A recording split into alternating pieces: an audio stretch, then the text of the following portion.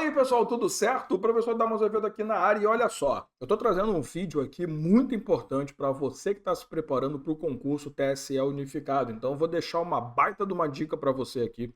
Uma dica que, assim, eu utilizo, obviamente, no planejamento que eu construí para os meus alunos e alunas dentro do meu programa completo do TSE Unificado. E eu vou compartilhar com vocês aqui essa dica, essa informação que vai, eu posso afirmar, tá? Que vai fazer uma baita diferença na sua preparação e já está fazendo uma diferença absurda na preparação dos meus alunos, das minhas alunas, tá? Uma coisa que pouca gente vai te falar, e quando o pessoal fala sobre isso, fala de uma forma muito superficial, sem mostrar como que isso funciona. Mas eu quero conversar com você nessa aula para a gente não perder muito tempo sobre como estudar direito eleitoral. E eu sei que você já viu uns 800 vídeos sobre isso.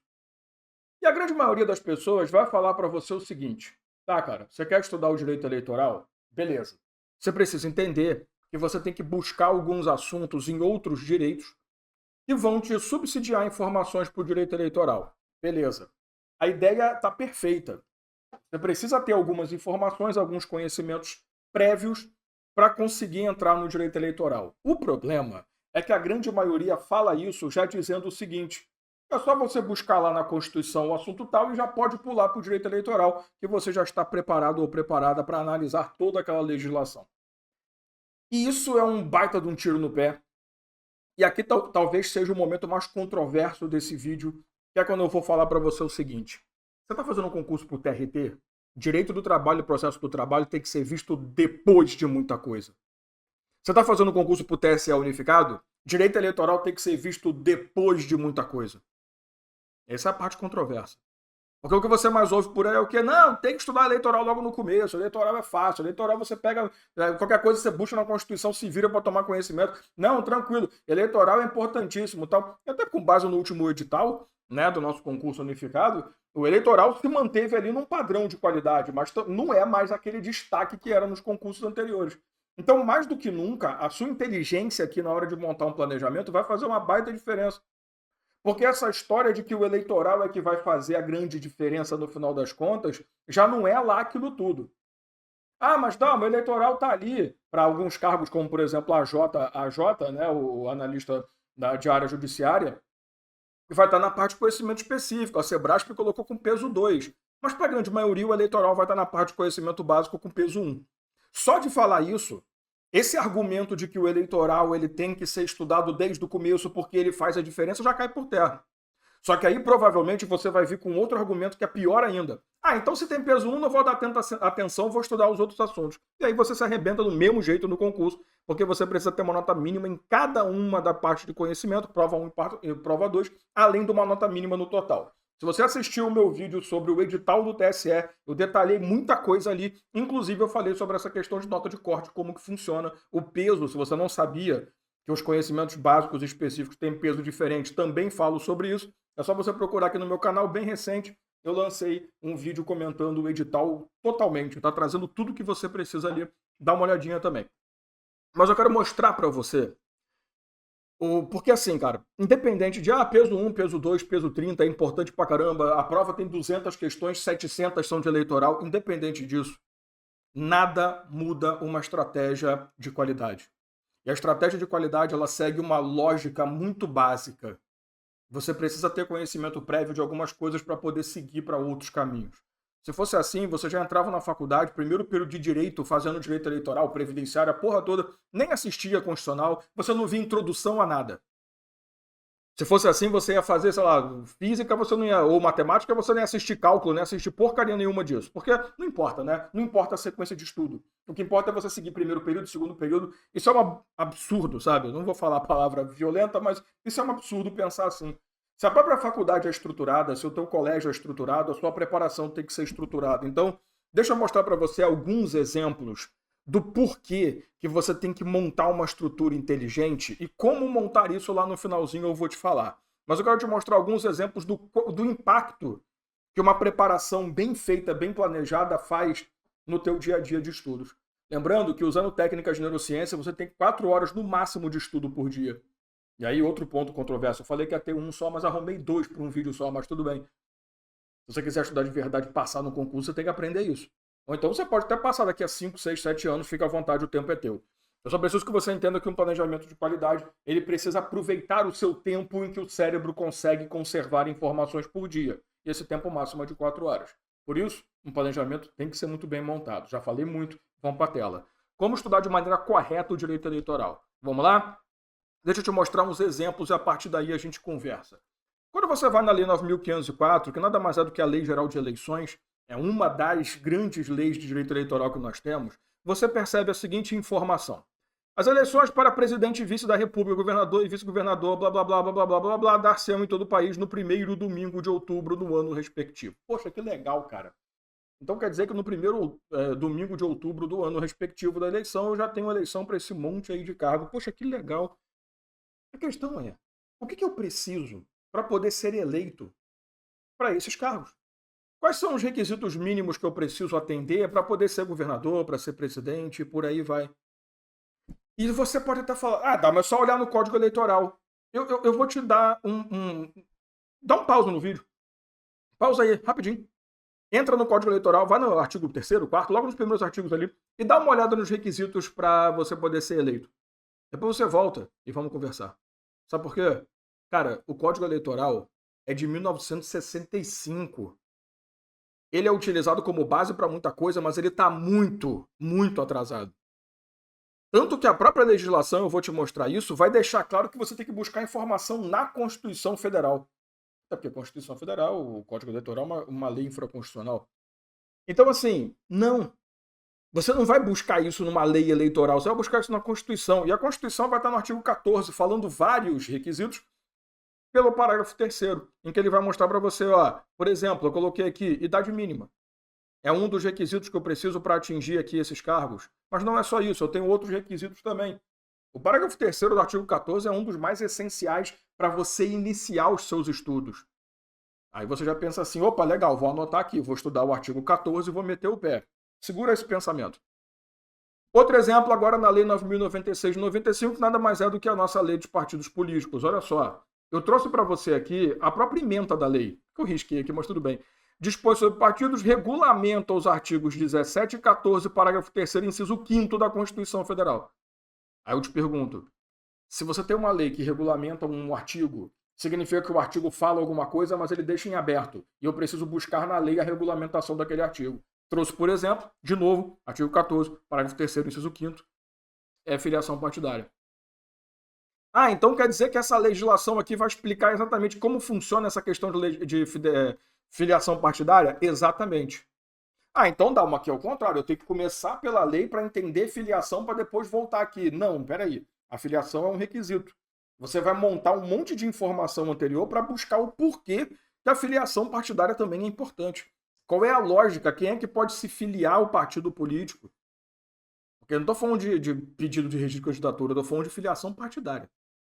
E não só isso, mas essa lei também vai regulamentar o próprio partido. O artigo 17 vai falar sobre criação, fusão e por aí, extinção de partidos políticos, quais são os preceitos e tal. E eu tenho que ter a lei também falando sobre isso detalhadamente. Aí você pensa assim, então tá, Dalmo, eu vou melhorar o que eu anotei no comentário passado. Eu vou estudar aqui o 14, parágrafo 3º todo e também o 17. Legal, guarda esse pensamento. Trouxe para você a Lei 4737, que é o Código Eleitoral. Em que no seu artigo 3º ela fala o seguinte: qualquer cidadão pode pretender investidura em cargo eletivo respeitado as condições constitucionais. Olha, quando ele mesmo joga, é o tiro no próprio pé, né? Busca na Constituição, querido. E legais de elegibilidade e incompatibilidade. Porra, de novo a gente está batendo na mesma tecla. Elegibilidade, condições de elegibilidade. O que eu preciso para poder ser eleito? Pô, legal, então, de novo, dá uma, artigo 14, parágrafo 3º, eu até coloquei 2 vezes, que é para ter certeza, né? São condições de elegibilidade na forma da lei. Aí eu trouxe aqui, por exemplo, a nacionalidade brasileira. Você me falou 2 vezes já, e você anotou que vai estudar o 14, parágrafo 3º. Só que você vai encontrar ali nacionalidade brasileira, por exemplo, no inciso 1º, e você vai pensar assim, tá, e aí? O que necessariamente vier que você configurar uma nacionalidade brasileira? E quando eu falo para você que pode ser nacionalidade brasileira nato e brasileiro naturalizado, o que você pensa disso? Você sabe como é que a pessoa é nato quando é naturalizado? Então você vai pensar, aí você vai anotar assim, vou ter que voltar e ir lá para o artigo 12, né? Porque o artigo 12, por exemplo, ele vai mostrar no inciso 1º, brasileiro nato, Inciso segundo, naturalizado. Quando quer um, quando quer outro. Resolvido o problema. Eu vou estudar o 17, 14 terceiro e o artigo 12. Inciso primeiro e segundo, dane-se o resto aí que se exploda. Você está percebendo o que está acontecendo aqui? Cada vez mais a gente está encontrando coisas para estudar. Num primeiro momento, eu estava no parágrafo terceiro, mas eu percebi um inciso super importante ali. Se você começa estudando do eleitoral, o que você faz? Você, opa, preciso buscar essa informação. Vai na Constituição, achou. Se você conhece a Constituição, vai ser rápido, senão você vai levar um bom tempo até achar essa informação. Vai procurar no Google, vai ser uma loucura. Você vai pegar vai procurar vídeo no YouTube, que demora meia hora para chegar nessa informação. Você vai pegar o artigo 14, parágrafo terceiro. Pô, legal, tranquilo, achei aqui. Vou ler isso aqui. Tá, ótimo. Aí você volta para o eleitoral. Aí você vai andando e você precisa voltar no parágrafo 14, no artigo 14, parágrafo terceiro, só que em outro inciso. E aí você volta para o eleitoral. Aí depois você volta no artigo 17. Aí você vai para o eleitoral. Olha o que você está fazendo. Você não está construindo um pensamento lógico nenhum. Você está apenas tapando o buraco no meio do caminho. Você está estudando eleitoral. Opa, peraí, preciso de informação. Você para, traz a informação, aí você continua. Depois você traz a informação, vem toda picotada. Para piorar, você descobriu no meio do caminho que não adiantava estudar só o 14, parágrafo 3º e seus incisos. Porque eu também precisava cair para o artigo 12. Precisava cair para o artigo 12 para poder saber o que é nacionalidade, quais são as situações de nacionalidade. E não só isso. Como a Constituição falou também de incompatibilidade, eu preciso, por exemplo, saber se o brasileiro, nato ou naturalizado, pode assumir todos os cargos. E aí, no parágrafo 3º do artigo 12, tem isso. Só que nada no artigo 12, incisos 1º e 2º, vai apontar para você que você tem que buscar o parágrafo 3º. Alguma hora você vai sentir essa falta. Pô, cara, então quer dizer que o naturalizado, por exemplo, pode ser presidente da República? Estranho, né? Não, não pode. Todo mundo já sabe porque todo mundo já estudou. Mas talvez você não tenha passado por isso ainda. Aí você vai no Google. Aí ele te joga no artigo 12, parágrafo 3º. Ah, meu Deus, vou ter que ir lá de novo. E tal, você voltando pro Constitucional. Você tá entendendo a lógica que eu tô querendo te falar? Você vai conseguir estudar eleitoral começando por ele? Claro que vai. Mas o que você levaria meia hora para aprender, você vai levar por volta de 2 horas e meia, porque vai demandar pesquisa, vai demandar um monte de coisa. Eu estou te dando aqui só alguns exemplos, uma estrutura bem básica, porque não é só nisso não. Você quer um outro ponto? Ainda no Código Eleitoral, lá no artigo 12, são órgãos da Justiça Eleitoral. O TSE, um Tribunal Regional Eleitoral, juntas eleitorais e juízes eleitorais. Aí você pensa, pô, peraí. Eu sei que tem um juiz, tem o TJ, tem o STJ ou o STF aqui em cima. Por que tem 4? Tem um juiz eleitoral, uma junta eleitoral. E outra, como assim órgãos da Justiça Eleitoral? A Justiça Eleitoral ela entra como no Poder Judiciário Nacional? Aí você vai ter que ir para o artigo 92, que você já tinha que estudar pelo teu edital, Poder Judiciário, você tem que saber. Então você sabendo os órgãos do Poder Judiciário, você está fazendo o caminho que entendendo a estrutura completa para depois trazer o direito eleitoral. Como é que eu faço, por exemplo, quando eu estou dando aula sobre órgãos da Justiça Eleitoral? Eu te explico tudo sobre o Poder Judiciário em relação à composição, órgãos, te explico as características da Justiça Eleitoral que você não vai encontrar nem na Constituição, nem no Código Eleitoral, nem em lugar nenhum, porque isso é doutrina. Então você vai entender a lógica de que você não tem ali uma justiça estruturada de forma permanente, não existe carreira na Justiça Eleitoral para juízes.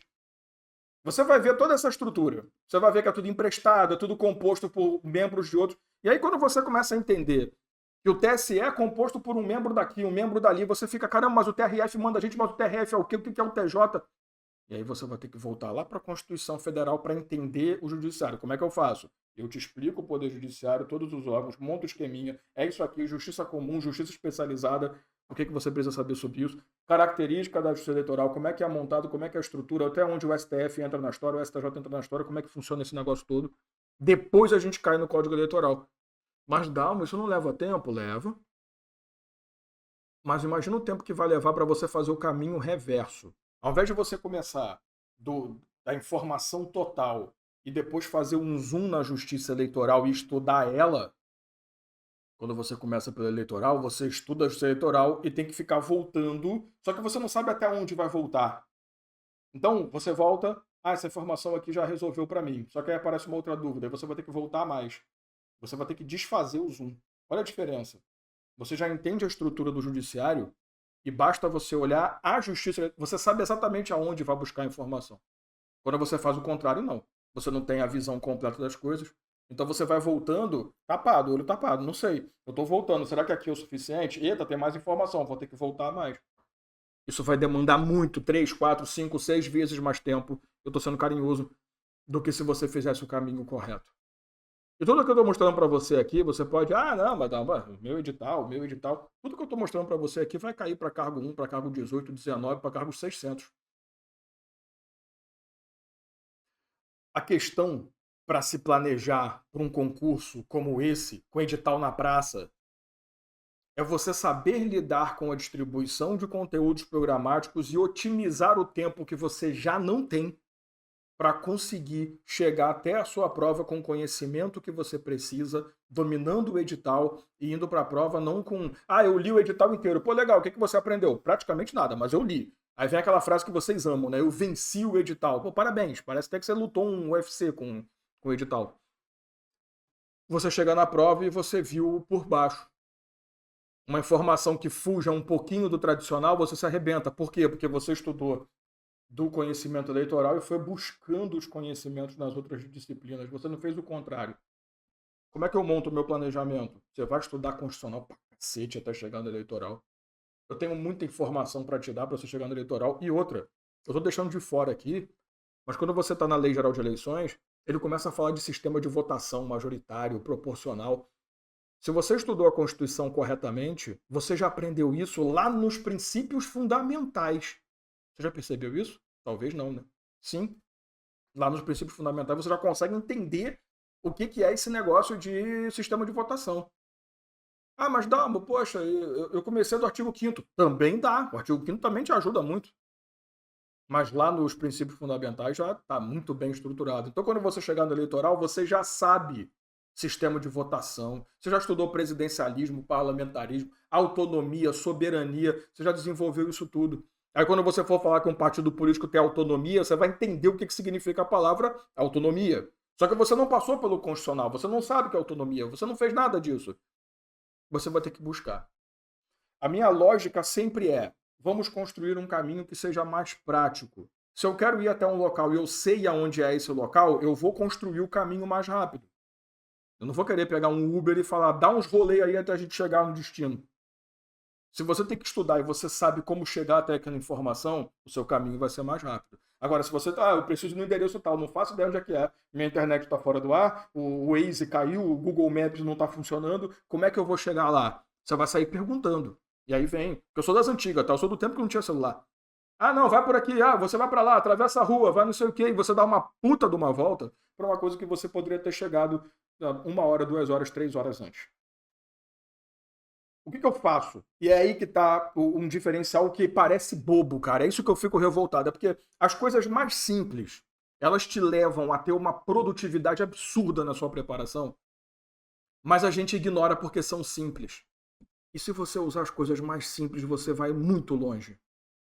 Saber montar um planejamento em que você tem uma estrutura de evolução de aprendizado, evolução de conhecimento. Você vai crescendo, você vai aprendendo e vai desenvolvendo.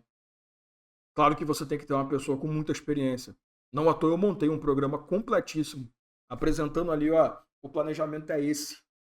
Sabe o que meus alunos e alunos do programa que já estão lá, tá? Já tem gente, muita. A gente está para fechar, inclusive, as vagas, porque tem gente pra caramba, e também já está chegando no momento em que o nosso planejamento ele vai se tornar muito apertado para entrar gente nova. Então, se você quiser saber mais, aqui na descrição do vídeo vai estar o link, é só entrar lá. Tem o suporte, beleza? É só clicar ali no WhatsApp, tira a dúvida, meu suporte está à sua disposição, tá de plantão para você aí, praticamente 24 horas por dia, tô falando sério. Tá? Então, se tiver dúvida, pode entrar ali. O que acontece? Meus alunos hoje, eles sentam, abrem uma planilha no computador, a planilha já tem a aula do dia, ou as aulas do dia, dependendo da estrutura, já tem ali as questões para fazer, já tem as informações, quando tem que fazer revisão ou não, tudo pronto. Minha equipe vai só estruturando para o pessoal. Mas Dalmo, já começou, dá tempo, dá. A gente montou um planejamento de uma forma em que a gente consegue destruir o edital com qualidade e ainda sobra um tempinho ali para a gente poder repor alguma aula caso um dia você não conseguiu fazer alguma coisa. A gente tem um controle ali, tá? A gente tem métodos para conseguir fazer com que você aproveite esses 100 dias, mesmo não tendo necessariamente 100 dias. Por isso que o programa ainda está aberto.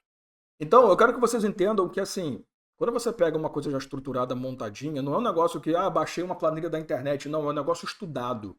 Porque nós somos pessoas muito sérias no que a gente faz e a gente tem um conhecimento absurdo para fazer o que a gente faz. Não é um edital verticalizado que você baixa da internet. Quer saber mais do programa? Tem o link, clica, lê tudo que tiver ali, fala com o suporte, conversa, tá? Mas fica o convite para você poder aproveitar isso tudo que eu estou falando com você já montado. Você não precisa estudar como montar esse planejamento baseado em pré-requisitos.